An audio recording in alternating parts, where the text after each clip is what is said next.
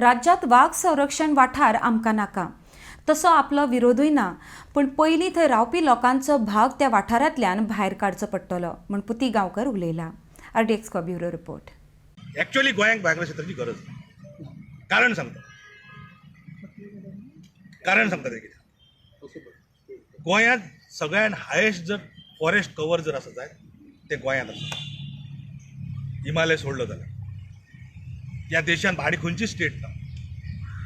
दुसरें, गोंयांत एक अशी परिस्थिती आसा की आमी फॉरेस्ट कवर वाडयतात म्हणजे नवीन उत्पन्न करतात लोक.